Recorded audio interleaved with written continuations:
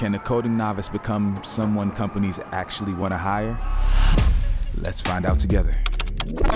Keep your eyes on the prize.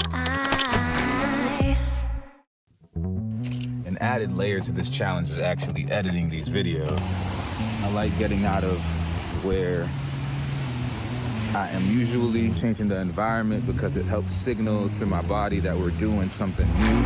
Here's what I studied, what clicked, what's still hard, and one takeaway. Today in SQL, I practice filtering with where, sorting with order by, limiting with limit, and counting with the count operator. Today in my Python bootcamp, I went over data types, numbers, operations, type conversions, and printing with the F string. And let me share what I did on Hackerrank. All right, here's what clicked. This problem really clicked for me on Hackerrank, so I'll go over it here.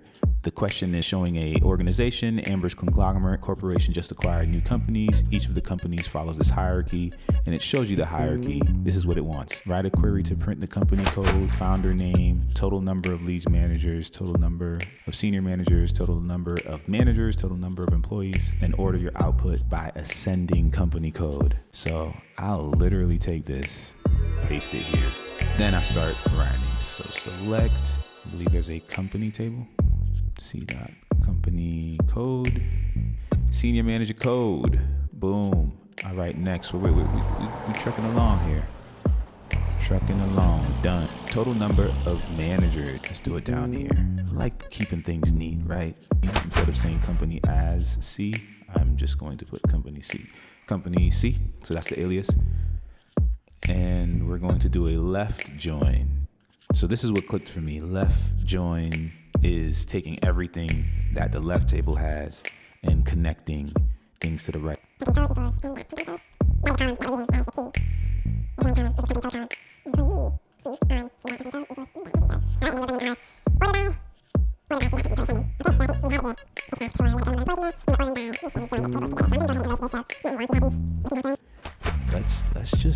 Let's just submit this thing, man. Let's see what happens.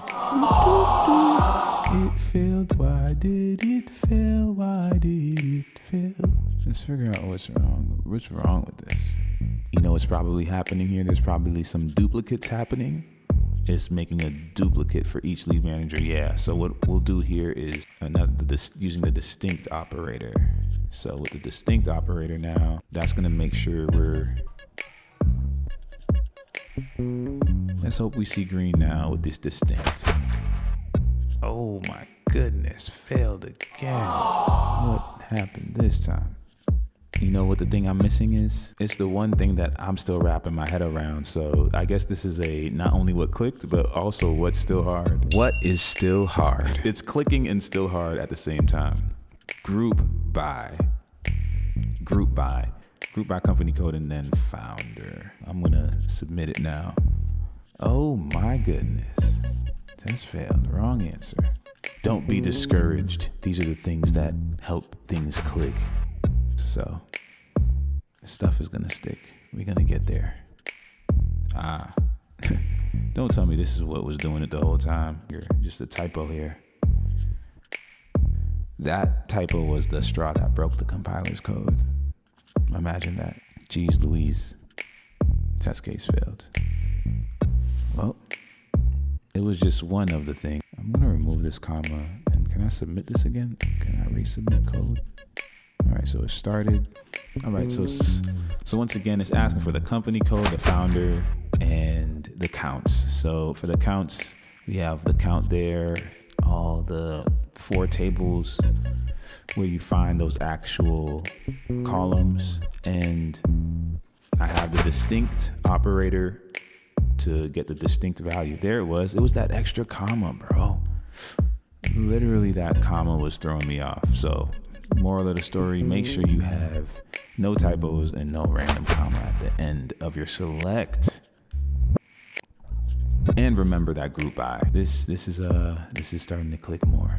Grateful. Takeaway of the day: where there's a will, there will be a way. It's not easy coding, filming, coding, editing, coding, working, coding, date night coding, but it's enjoyable, and I'm looking forward to the next 98 days. See you on day 3.